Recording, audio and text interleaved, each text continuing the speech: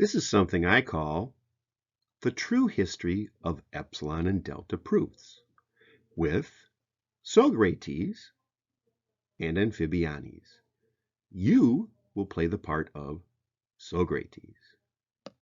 And Amphibianes plays the part of himself.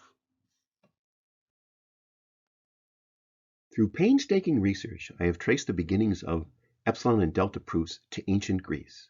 I have discovered a lost manuscript about the greatest philosopher of all time. Though long since forgotten, at one time he was so great that people called him Socrates. This manuscript describes a dialogue between Socrates and one of his students, Amphibianes, who was always hopping all over him with questions. Throughout the following reconstructed dialogue, notice how Socrates employs the Socratic method, by which the student is brought to knowledge through queries such as, "What's so great about that?" Remember, you are playing the part of Socrates, and Amphibianes is playing the part of himself. I will help you a bit with the Socrates part, but please speak along with me. Oh, great Socrates! I want to learn the secrets of epsilon and delta proofs. I've been roaming around all day trying to figure it out. Epsilon and delta are Greek, not Roman letters, Lilyhopper. Yeah, that's the whole problem. They're Greek to me. And so they shall always remain. But what do you seek to understand about them? I am hoping to discover how to use them to prove that a function has a limit as you approach a given value of the domain. Would you please enlighten me? Please, please, please, please, please. Sure, old fly eater. You simply use the limit definition. All right, everybody. Be careful with this, and I might mess it up too, but we'll get better. The limit as x goes to a of f of x is equal to L if and only if, for all epsilon greater than 0, there exists a delta greater than 0, such that if the magnitude between x and a is between 0 and delta, then the magnitude between f of x and L is less than epsilon. That's a mouthful. It means that for any interval you pick around the limit, you should be able to find a corresponding interval around a, which puts you in that interval. Greek. Well, let's pick a specific example. Atlantic, Pacific. I don't care, but gentlemen prefer ponds. Suppose that you wanted to determine the limit as x approaches 2 of the function y equals 3x plus 4. That's easy. Just plug 2 and you get 10. Why would you bother to prove that? You've got to learn to swim before you can hop, tadpole. So, what you want to show is that, okay, try this with me again, the limit as x goes to 2 of 3x plus 4 is equal to 10 if and only if, for all epsilon greater than 0, there exists a delta greater than 0, such that if the magnitude between x and 2 is between 0 and delta, then the magnitude between 3x plus 4 and 10 is less than epsilon. Greek. Okay, let's pick a value for epsilon. How about epsilon equals 2? What about delta? We have to find a delta that matches the choice of epsilon equals 2. So let's think about this. Look at the thought process and see if you can figure out what's going on.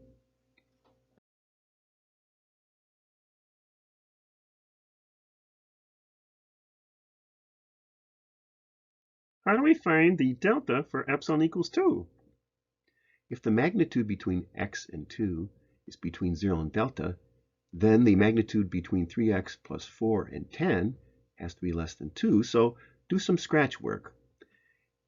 The magnitude between 3x plus 4 and 10 is less than 2, so the absolute value of 3x minus 6 is less than 2. We can factor out a 3, so 3 times the absolute value of x minus 2 has to be less than 2. And if we divide by 3, we get the absolute value of x minus 2 is less than 2/3. So delta equals 2/3 gives epsilon equals 2, but what if epsilon is smaller, like 1/10? Same deal. If the magnitude between x and 2 is between 0 and delta, then the magnitude between 3x plus 4 and 10 is less than 1/10. So the absolute value of 3x plus 4 minus 10 is less than 1/10. So 3x minus 6 is less than 1/10. We can factor out a 3. So the absolute value of x minus 2 is less than 1/30th. Hey, is it always true that delta is equal to epsilon over 3? For this particular problem, yes.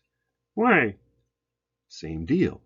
If the magnitude between x and 2 is between 0 and delta, then the magnitude between 3x plus 4 and 10 is less than epsilon. So the absolute value of 3x plus 4 minus 10 is less than epsilon. So the absolute value of 3x minus 6 is less than epsilon. Factor out the 3. So 3 times the absolute value of x minus 2 is less than epsilon. So the absolute value of x minus 2, or the magnitude of the difference between x and 2, is less than epsilon over 3.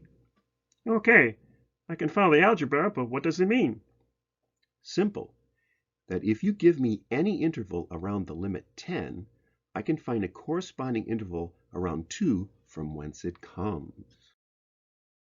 So that is how you do an epsilon delta proof? Not exactly. It's the same, only different. Greek again. Of course, Amphibianes, you are in Athens. So how do you do the proof? Simply reverse the procedure, O Leapmeister. For every epsilon greater than 0, take delta equal to epsilon over 3.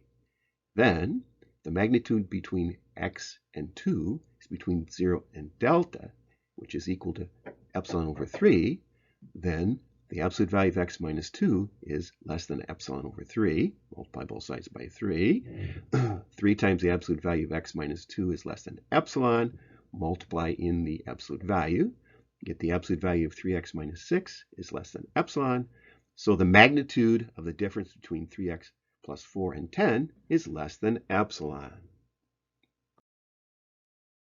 In other words, you have demonstrated that there is a choice for delta that works for every epsilon. No matter how close you get to the limiting value 10, you can find a corresponding interval around 2, which puts you in that interval. So it follows that the limit, as x goes to 2, of 3x plus 4 is equal to 10. Cool! What's so great about that? Don't you see? I can use this for quadratics, rational functions. There's no limit to the possibilities. Wait till I tell all guys back on the delta. They will be green with envy. Thanks. Bye. And that is the true story of epsilon delta proofs. Honest.